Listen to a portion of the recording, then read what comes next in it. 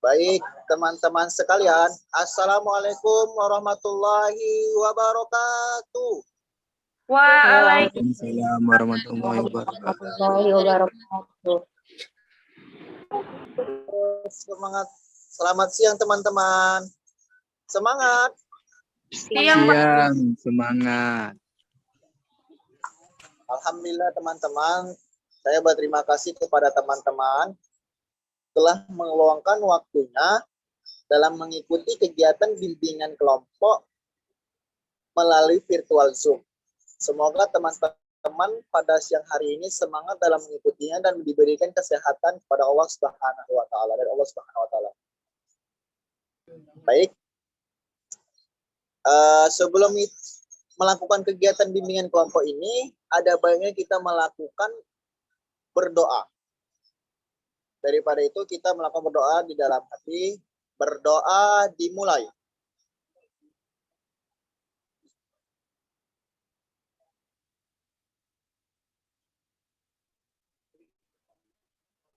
Berdoa selesai. Baik.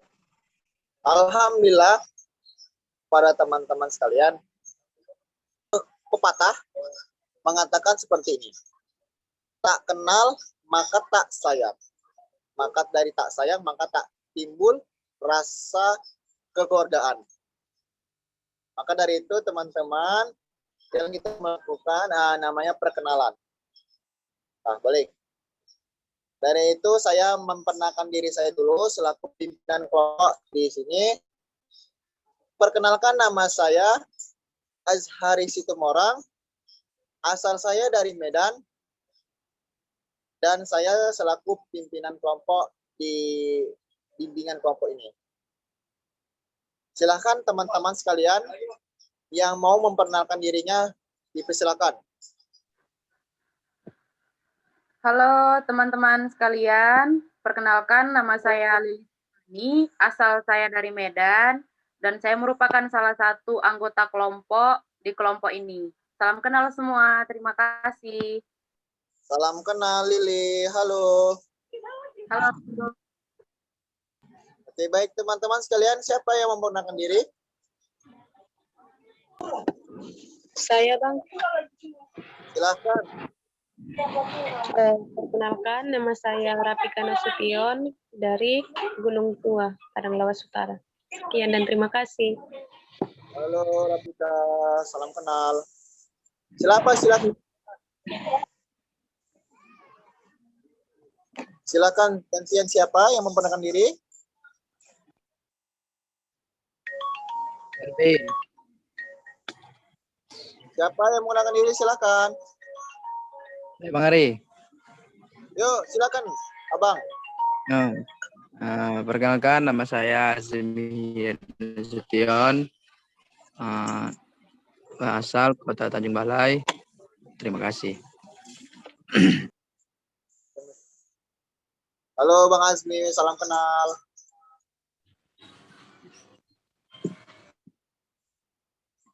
Baik, silakan. Siapa yang memperkenalkan diri? Nama saya Aidil Pahloji, asal Medan. Terima Halo, kasih. Bang Azmi.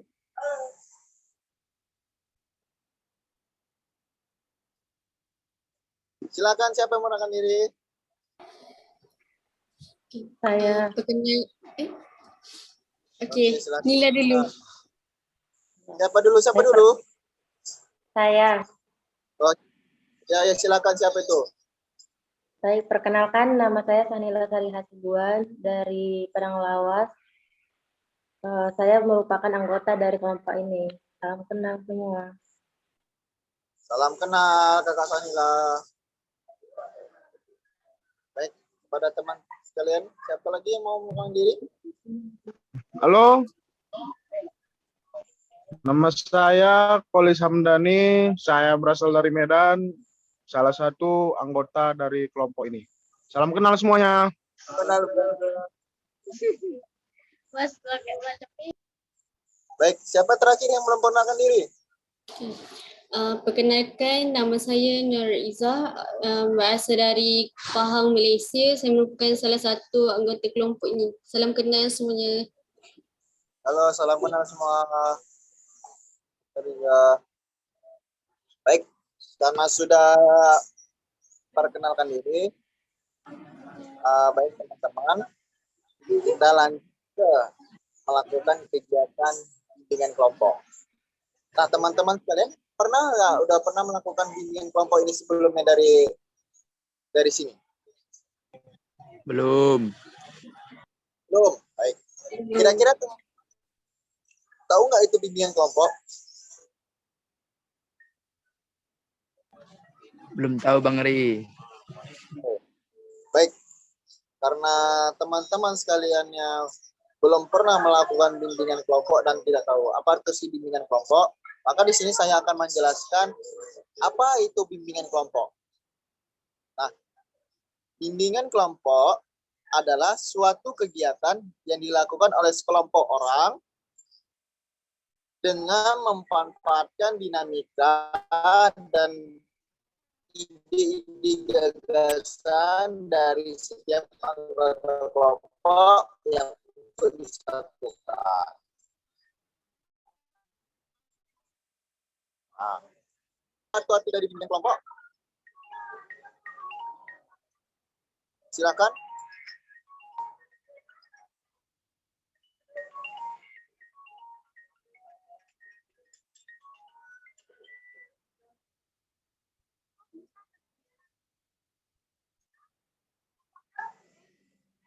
Oke. Nah, karena sudah tidak, maka ini ada namanya tujuan kelompok. Kira-kira teman-teman dari tujuan bimbingan kelompok ini, teman-teman ada yang tahu? Boleh angkat tangannya. Tujuan dari bimbingan kelompok ini? Ada yang tahu? Enggak ada, Bang. Coba jelaskan. Kami belum tahu apa-apa.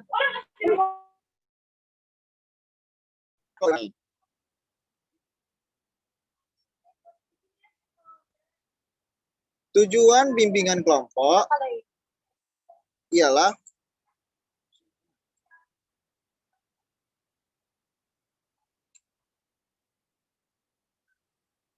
menyatukan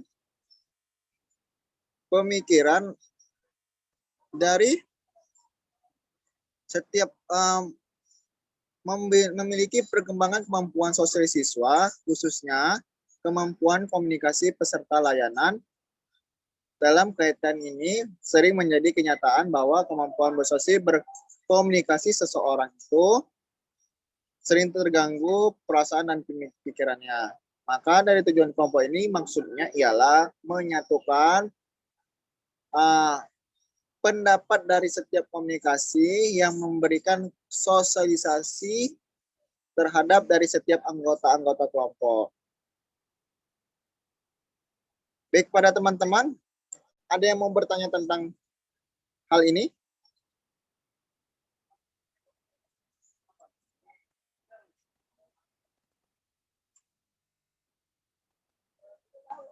Dari teman-teman ada yang mau bertanya? Tidak? Oke, baik. Kalau begitu saya lanjutkan tentang asas-asas dalam kegiatan bimbingan kelompok. Nah, saya jelaskannya dulu asas-asas bimbingan kelompok ini. Asas-asasnya ialah pertama, ada yang namanya asas kerahasiaan. Apa asas kerahasiaan itu? Asas kerahasiaan adalah para anggota harus menyimpan, merahasiakan informasi apa yang dibahas dari bimbingan kelompok ini. Nah, yang kedua ada atas keterbukaan. Apa itu asas keterbukaan? Asas keterbukaan ialah mengungkapkan pendapat ide tentang apa saja yang yang dirasakan, dipikirkan oleh setiap anggota kelompok. Jadi teman-teman kelompok ini harus saling terbuka, harus saling memberikan sebuah gagasan atau ide yang anggota kelompok itu kawan-kawan sekalian tahu. Nah, baik. Ada namanya asas kesukarelaan. Jadi teman-teman, ketika teman-teman mengeluarkan pendapat ide gagasannya, teman-teman tuh secara sukarela memberikan hasil pemikirannya untuk di bimbingan kelompok ini. Itu ada lagi asas kenormatifan. Asas kenormatifan adalah semua ini dibicarakan dalam kelompok tidak boleh bertentangan dengan norma-norma yang ada. Maksudnya tidak saling menyakiti antara anggota kelompok lainnya. Nah, dari teman-teman sekalian, kira-kira ada yang mau bertanya tentang dari bimbingan kelompok, tujuan bimbingan kelompok, dan juga asas dari bimbingan kelompok? Saya, Bang.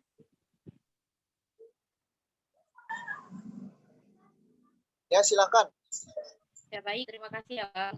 Jadi, kan Abang menjelaskan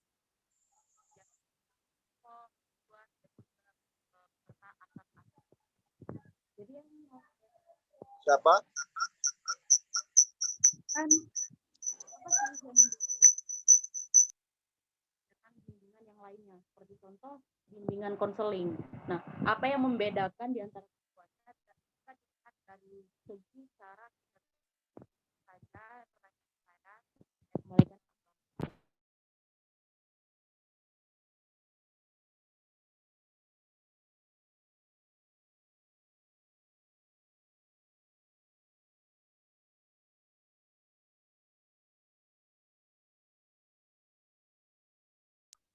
Saudara Lili tadi apa?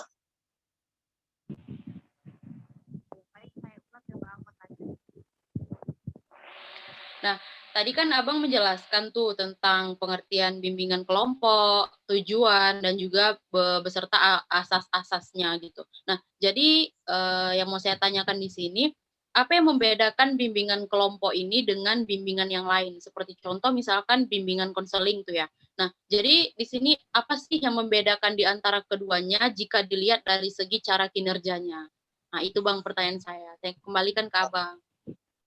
Baik. Di sini bimbingan kelompok dengan bimbingan lainnya, bimbingan kelompok itu adalah yang ada pemimpinnya, ada anggotanya. Jadi topik pembahasan itu berbeda juga dalam melakukan kegiatan bimbingan itu. Sedangkan bimbingan individual adalah bimbingan yang dilakukan oleh konselor dan klien hanya satu orang saja, yang sifatnya hanya pribadi dari masalah si klien. Maka yang menjaga kerahasiaan dari masalah itu adalah klien dan konselor doang. Hanya berdua. Begitu. Silakan. Ada yang mau bertanya lagi tentang dari sebuah bimbingan kelompok, tujuan dan asas? Saya mau bertanya. Ya, baik, silakan Saudari Sanila. Baik, terima kasih kepada Ketua Kelompok. Di sini saya mau bertanya, tadi Ketua Kelompok menyampaikan bahwasannya bimbingan konseling itu adalah proses curhat-menyurhat ya, intinya gitu. Baru tujuannya itu untuk mengentaskan suatu masalah dalam bimbingan kelompok. Dan juga tadi Ketua Kelompok menyampaikan ada asas-asas kerahasiaan dalam bimbingan kelompok. Nah, yang saya tangkap itu adalah satu asas kerahasiaan. Jadi pertanyaannya, jika kita sudah menceritakan masalah kita kepada seorang pemimpin kelompok di dalam suatu bimbingan kelompok, apakah rahasianya akan dijaga atau memang cuma pemimpin kelompok yang menjaga rahasia itu? Terus juga setelah bimbingan pemimpin kelompok menyelesaikan satu masalah itu tadi tergantung tujuan tujuan bimbingan kelompoknya itu mengentaskan masalah, apakah ada lagi tahap selanjutnya setelah itu gitu. Itu saja, saya kembalikan pada pemimpin kelompok. Bimbingan kelompok itu sebenarnya adalah bimbingan yang telah disepakati bersama bahwa bimbingan kelompok ini menyangkut paut dengan topik pembahasan yang telah kita sepakati bersama. Jadi topik pembahasan yang kita bersama itu adalah topik pembahasan dari saya, pemimpin kelompok, untuk kita selesaikan. Karena topik pembahasan ini menyangkut paut tentang kondisi situasi yang ada saat ini, masalah yang saat ini yang timbul di kalangan kita. Jadi dari setiap statement-statement itu, maka setiap anggota kelompok harus menjaga kerahasiaan dari setiap anggota kelompok. Seperti itu.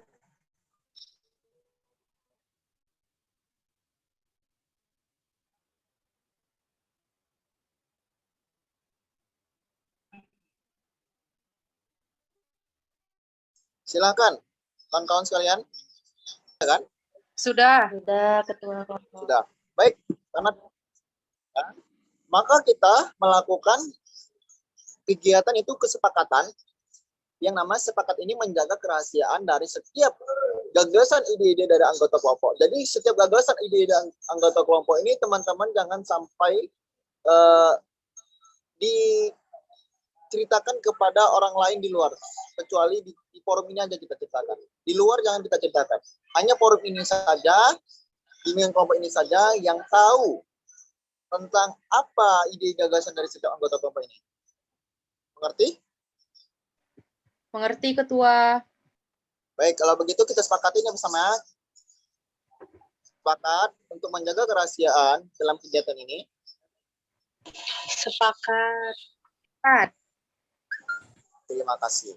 Nah, baik. Maka saya selaku pimpinan kelompok akan memberikan topik pembahasan kita pada bimbingan kelompok ini, yaitu tentang dugem, dunia gemerlap malam. Nah, teman-teman sekalian pernah mendengar dugem ya kan? Dunia gemerlap malam. Kira-kira teman-teman dunia gemerlap malam itu seperti apa? Apa itu yang maksud dunia gemerlap malam? Dugem istilahnya. Saya, Bang. Silakan. Ya, siapa tuh? Silakan. Kalau menurut saya, dugem itu adalah suatu pergaulan bebas yang dilakukan di malam hari dengan tujuan untuk bersenang-senang gitu, dengan teman-teman gitu. Saya mau menambahin. Ya, silakan. Ya, betul sih apa yang dibilang kata Lili tadi, saudari Lili. Tapi nggak hanya malam hari aja, siang hari mau kapan saja pun bisa sebenarnya. Dugem itu sesuatu hal yang menyenangkan. Maksudnya itu menyenangkan hanya sesaat, hanya hiburan semata. Lalu dugem itu bisa dikategorikan istilahnya ya seperti dunia hiburan juga sih sebenarnya. Dan disitulah para manusia bahasanya dugem itu mengasihkan dalam kutip itu dalam pergaulan bebas tersebut. Ya. Terima kasih Bang Olis. Ada lain yang mau menyatakan tentang dugem itu? Saya, Ya, silakan. Bapak sudah. menurut saya, dugem itu tempat perkumpulan anak-anak muda, baik itu dari perempuan atau laki-laki, yang mana di tempat itu mereka melakukan banyak melakukan kegiatan yang menyenangkan seperti yang saudara Holis bilang, yang menyenangkan untuk sesaat. Bisa seperti nyanyi-nyanyi, dance atau joget-joget gitulah. Mungkin seperti itu. Saya kembalikan kepada Azhari. Ya, baik. Terima kasih Saudari Lawa Rafika. Nah, baik teman-teman sekalian, ada yang mau memberikan lagi tentang arti dugem itu apa? Saya, Ya, boleh, silakan. menurut saya, dugem itu sebuah kegiatan yang menjadi gaya hidup orang-orang. Contohnya seperti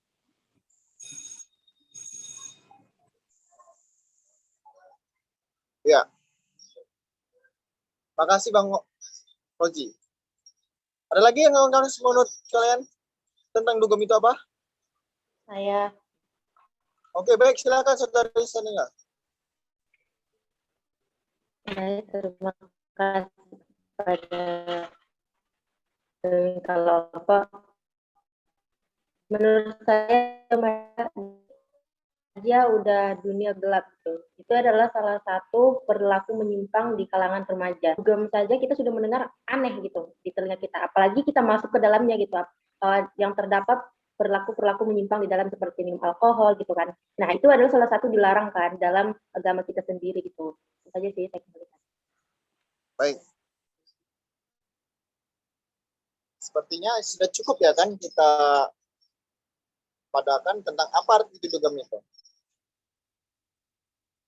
Ya, benar sekali menurut kawan-kawan sekalian, tentang dugem itu adalah sebuah kegiatan yang dilakukan di kegiatan kumpul-kumpul bareng-bareng, mendengarkan musik, joget-joget di tempat yang gelap. Memang gelap, di tempat memang gelap, di ruangan yang mendengarkan musik, mereka saling joget-joget. Dan kegiatan ini sering dilakukan oleh beberapa orang, tetapi tidak orang remaja saja. Namun ada anak-anak dewasa, remaja, bahkan pun anak-anak di bawah, anak-anak yang kira-kira yang baru berumur sekitar 15. Seperti itu. Dan kegiatan ini kegiatan memang yang terlarang. Nah, menurut teman-teman sekalian, objeknya dari kegiatan dugem ini siapa saja tuh? Siapa saja tuh? Dan mengapa mereka melakukan kegiatan dugem ini? Mengikuti dugem.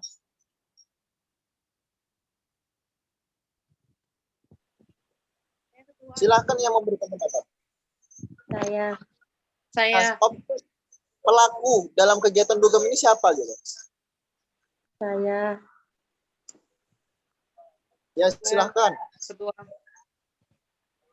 Apa nih? Menurut siapa? Saya dulu izin ya.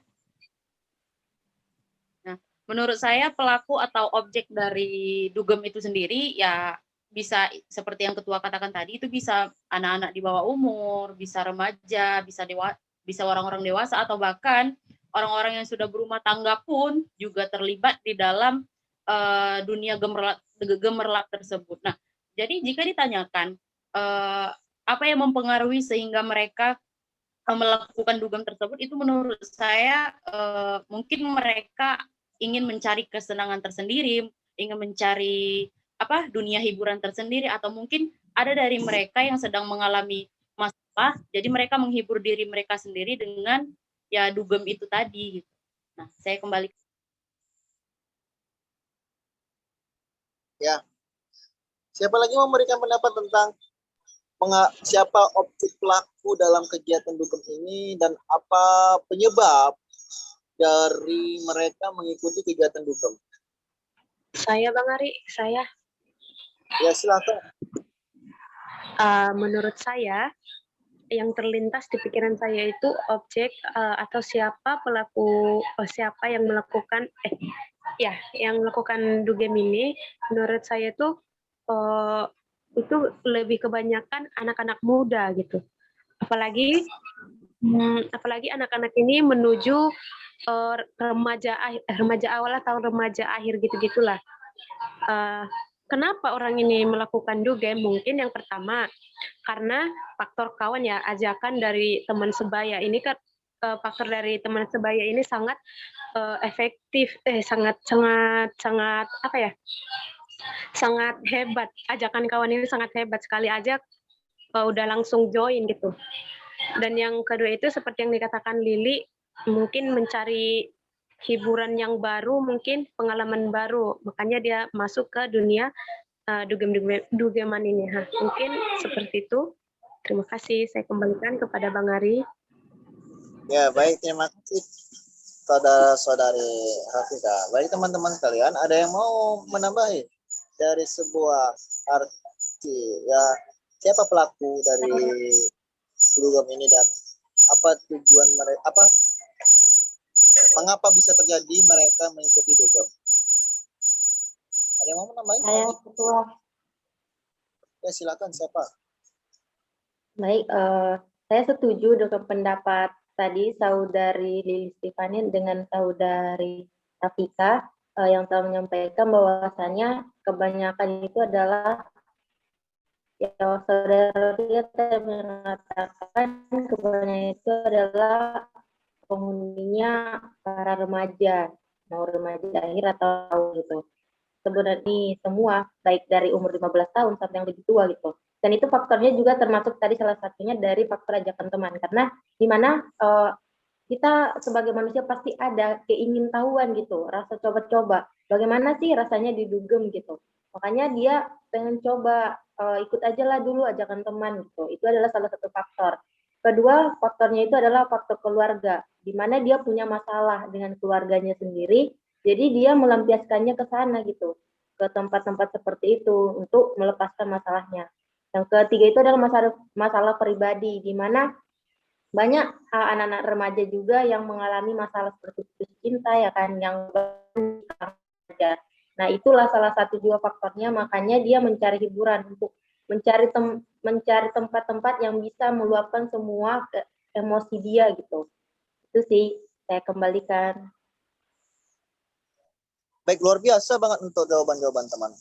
Ada lagi mau memberikan tanggapan tentang ya, siapa pelakunya sih sebenarnya yang melakukan dugem itu dan mengapa bisa terjadi mereka mengikuti kegiatan dugem? Ada yang mau menambahi lagi? Silakan. Apakah sudah pas kita simpulkan bersama? Sudah pas, Bang. Ya. Karena sudah pas, ya sepertinya sudah pas. Baik. Pelaku dugem itu adalah orang-orang baik remaja, dewasa, bahkan dewasa. Nah, biasanya mereka melakukan kegiatan dugem itu dikarenakan mereka mempunyai masalah. Faktor masalah yang pertama itu faktor masalah yang dihadapi oleh individu itu sendiri. Semisal masalah di dalam keluarganya. Mereka mengeluhkan rasa namanya masalah itu melakukan kegiatan dugem, ngumpul-ngumpul bareng teman-teman, joget-joget sama. Dan juga yang kedua ada namanya rasa keinginan tahu. Ini kebanyakan rasa keinginan tahu tentang dunia gemerlap malam ini biasanya ada faktor usia, biasanya remaja. Remaja kan masa-masa pubertas yang mereka ingin tahunya itu besar. Sehingga mereka mengikuti teman-teman mereka. Dan juga faktor lingkungan yang menjadi mereka mengikuti kegiatan dugem. Karena kegiatan dugem ini yang menjadi teman-temannya diajakin ataupun di kampung itu sering itu ada dugem, ada tempatnya gitu. Mereka keinginan tahunya itu besar. Baik. Mau teman-teman kegiatan dugem ini akibatnya apa sih yang kalau kita mengikuti kegiatan dugem ini? Kira-kira teman-teman tahu nggak apa akibat dari kegiatan dugem ini? Saya ketua ingin menanggapi. Ya. Kalau menurut saya, jika kita Jika kita ketahui saja maksud atau pengertian dari dugem tersebut, kita juga bisa terpikir gitu, akibatnya apa jika kita memang terlalu sering melakukan dugem atau bergaul dengan lawan jenis gitu ya. Nah, yang pertama itu akibatnya pergaulan kita itu menjadi bebas atau bahkan yang lebih fatal itu bisa menyimpang gitu. Menyimpang dalam artian kita melanggar norma-norma yang ada. Seperti contoh, misalkan kita sering dugem berlawanan berbaur dengan lawan jenis, itu bisa saja muncul yang namanya hawa nafsu, ataupun akibatnya itu bisa fatal menjadi seks di luar bebas, ataupun mabuk-mabukan, ya seperti contoh perilaku yang buruk lah. Itu saja dari saya kembalikan kepada ketua. Baik, terima kasih kepada Saudari Lili. Pada teman-teman ada yang lain? Halo?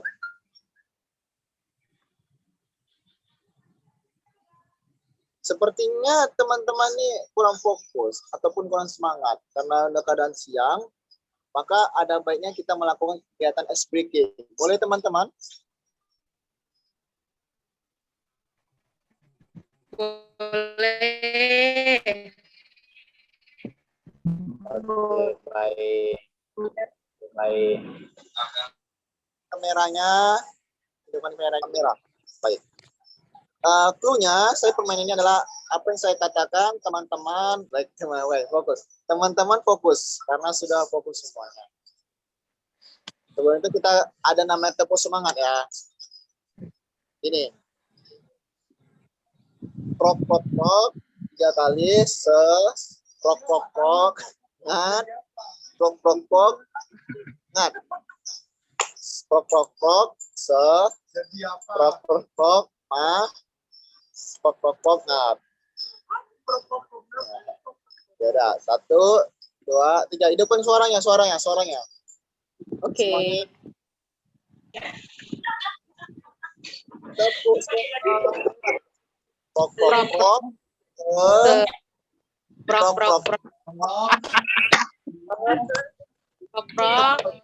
Ngat. Semangat.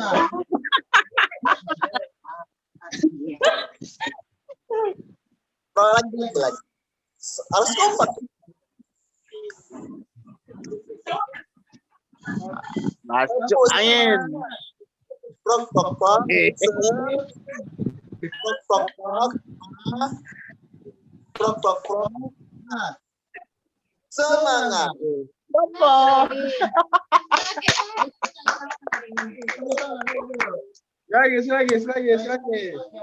Lagi. Tepuk semangat. Prok, prok, prok. Prok, prok, prok. Prok, prok, prok. Prok, prok, prok. Nggak kayak gitu loh, jadi kan bingung.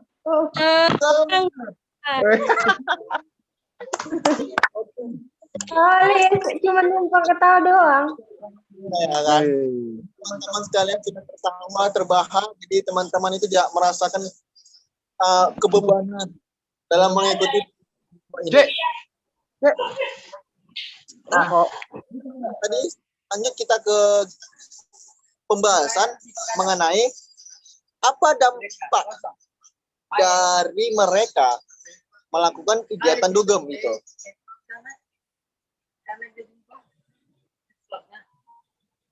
Siapa yang mau memberikan tanggapan? Apa nama sih anak usia gini dampaknya mengikuti kegiatan dugem gitu? Apa mereka dampaknya? Siapa mau menjelaskan? Mau memberikan ide? Halo, semangat teman-teman.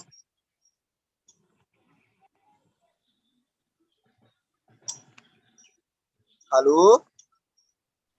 Ayo, kawan-kawan. Hai. Ya, silakan. Sebenarnya- Siapa itu?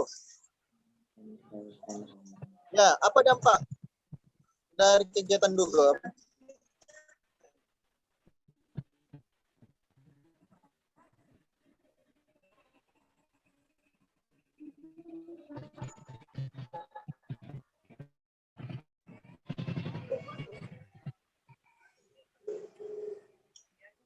dampaknya di gemerlap joget-joget tuh, dampaknya apa sih gitu? Ada disco, musik-musik, joget-joget, terus mereka minum-minum. Apa sih dampaknya dari mereka melakukan kegiatan ini? Gitu. Silakan, siapa yang mau nambahkan? Tadi saudari Lili mengatakan dugem ini tidak baik. Dampaknya mereka melakukan kegiatan sehingga ada kegiatan seksual bebas. Nah, dari teman-teman ada yang mau menambahi ataupun tidak sepakat dengan? Saya mau menambahi sedikit, bisa? Ya baik, saudari Kak Iza. Okey.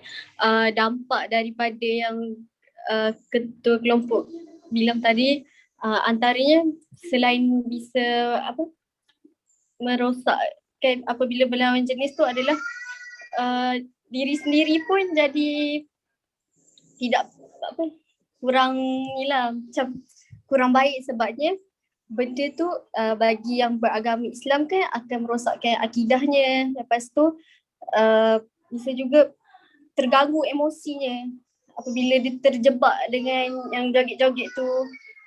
Mungkin itu saja tambahan dari, sikit daripada Izzah. Saya kembalikan. Terima kasih. Oke, baik. Siapa lagi teman-teman yang mau memberikan tanggapannya? Ya. Ya, silakan. Mbak Roji. Baik, dampaknya itu mendengarkan musik keras-keras akan mengakibatkan gendang telinga pecah. Ya, benar. Sekian dari saya.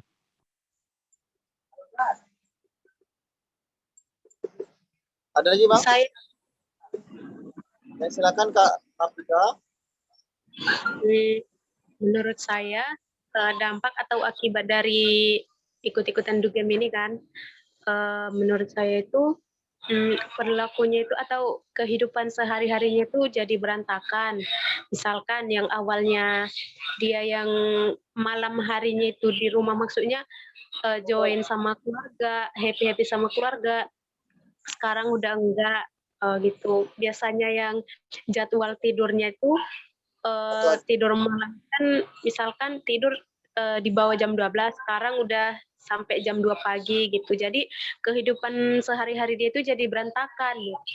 Dan bukan itu saja, mungkin dari kesehatan fisiknya juga mungkin udah melemah karena tenaga dia itu, energi dia itu udah dikuras pas lagi dia di ruangan, entah di tempat-tempat dugem itu, mungkin karena dia lagi joget-joget atau nyanyi-nyanyi, jadi energi dia itu terkuras di situ, jadi fisik dia tuh jadi lemah gitu, jadi gampang sakit. Nah gitu, mungkin itu saja ya. Terima kasih. Baik, terima kasih Saudari Rafika. Mungkin karena kita sudah semua memberikan pendapat bahwasanya adalah dampak dalam kegiatan dugem ini ialah tentang kesehatan, faktor apakah kesehatan. Dari kesehatan mereka berkurang, sehingga mereka gampang sakit, gampang terserang penyakit. Dan juga dampaknya itu ada nama kegiatan seks bebas. Mereka joget-joget, mabuk-mabukan, sentuhan antara pria dan laki-laki, dan menimbulkan nafsu, maka kegiatan sehingga memicu seks bebas. Mereka dan juga mendengar musik keras-keras di dalam ruangan itu dapat memecahkan gendang telinga. Begitu. Baik teman-teman, sudah dampak dari. Maka bagaimana sih solusi kita mencegah kawan kita ataupun kitanya untuk tidak mengikuti kegiatan dugem ini? Karena kegiatan dugem ini tidak baik untuk diri kita, kesehatan, dan juga jiwa mental kita. Silakan teman-teman. Saya ketua izin menanggapi. Silakan. Menurut saya gimana ya? Bagaimana solusi agar kita terhindar dari dunia gemerlap tersebut? Kalau menurut saya pribadi itu dengan kita membatasi circle pertemanan atau lingkungan pertemanan kita gitu. kan sudah dewasa nih ya, bisa membawa pengaruh baik, mana teman yang bisa membawa pengaruh buruk. Jadi itu kembali ke diri kita sendiri, bagaimana kita bisa membedakan hal yang baik dan mana yang buruk, dan mana teman yang membawa kebaikan dan mana teman yang membawa keburukan. Menurut saya itu sih. Terima kasih, saya kembalikan kepada ketua. Ya, baik. Pada teman-teman sekalian ada yang mau tambahin? Saya Ya, silakan. baik, benar juga kata saudari Lili. Di sini solusinya adalah jika kita mempunyai, pertama tadi yang dikatakan saudari Lili adalah Selesai. mencari teman yang memilih-milih teman gitu. Bukan berarti kita memilih teman yang tidak baik, bukan cuman kita membatasi pergaulan kita. Nah, di sini inilah saya.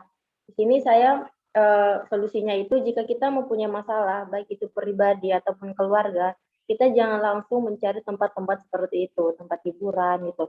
Tapi kan banyak, walaupun kita mau tempat, walaupun kita mau tempat, suatu tempat itu kan ada tuh banyak orang ke pantai gitu kan. Nah, itu adalah salah satu juga solusinya, jangan langsung ke tempat-tempat seperti itu. Dan juga kita mencari orang yang bisa mendengarkan keluh kesah ataupun cerita kita.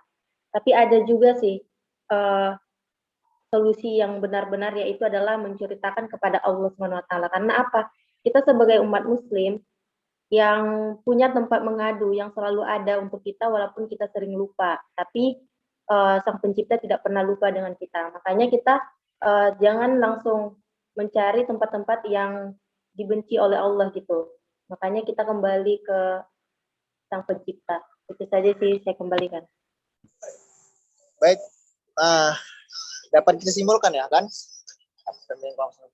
Bahwasanya solusi bagaimana kita tidak mengikuti dogma ini, maka kita memfilter, mensaring lagi teman-teman kita yang bisa diajak untuk berbuat kebaikan apabila kita ada masalah, dan juga apabila kita ada masalah, ada banyak kita ceritakan masalah ini terhadap orang-orang yang kira-kira bijak untuk melaksanakan, memberikan saran-sarannya, dan juga minta kepada Allah, berdoa semoga masalahnya ini terselesaikan. Baik, akhir dari sebuah bimbingan kelompok ini, maka saya pimpinan kelompok membuat namanya kritik dan saran. Teman-teman sekalian, apa kritik dan saran teman-teman dalam kegiatan bimbingan kelompok ini? Boleh silakan teman-teman. Saya ketua, izin. Ya, apa kritik dan saran dalam sebuah bimbingan kelompok ini? Di sini saya ingin memberikan saran sedikit ya. Alangkah baiknya bagi kita di sini, terkhususnya anggota-anggota kelompok yang lainnya, lebih lebih bebas lagi, lebih leluasa lagi gitu mengemukakan pendapatnya gitu. Jangan kayak nanti aku jawab ini takut salah. Pokoknya kita bebas aja di sini, kita sharing, bertukar pikiran. Jadi kita pendapat kita itu bisa didengarkan, dan kita juga merasa puas apabila pendapat kita tersebut gitu ditanggapi juga gitu. Ya, marilah sama-sama kita saling bertukar pikiran, sharing gitu ke depannya untuk bimbingan kelompok ke depannya. Itu saja. Terima kasih. Ya, baik. Ada lagi yang mau menambahi? Tidak ada? Saya Bang.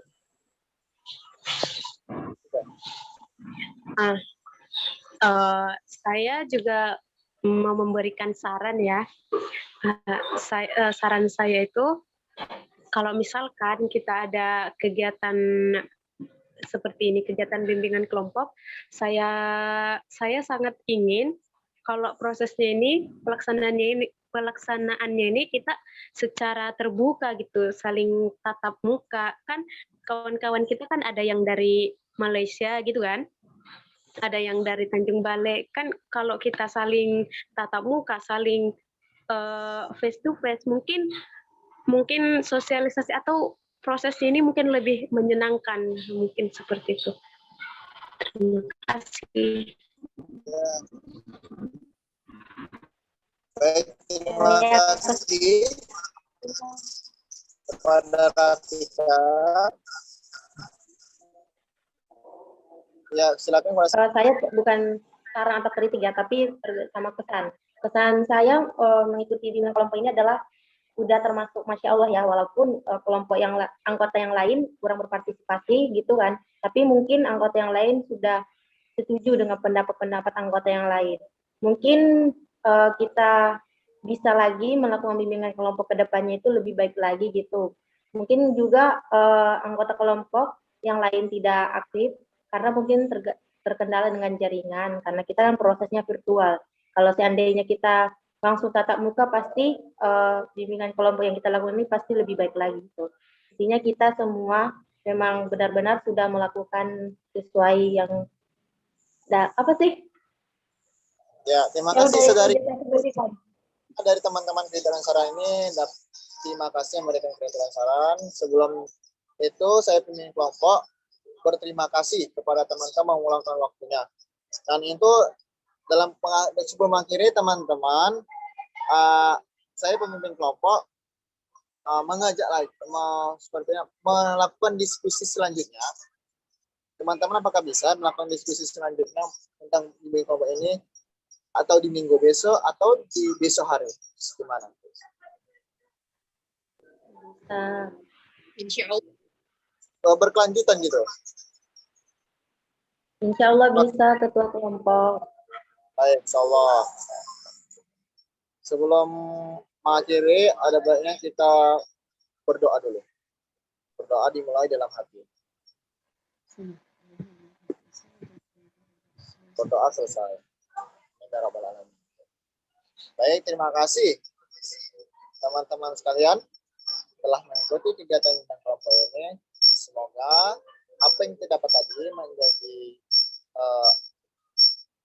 menjadi perubahan dalam kegiatan kita dan menjadi semangat juga dalam melakukan kegiatan-kegiatan selanjutnya, dan juga kita saling mengingatkan dan memfilter bagaimana kita menghadapi masalah dan kita taruhkan kemana. Saya selaku kelompok minta maaf para anggota kelompok, pada Allah Subhanahu wa taala saya mohon maaf. Billahi taufiq wal hidayah. Wassalamualaikum warahmatullahi wabarakatuh. Waalaikumsalam.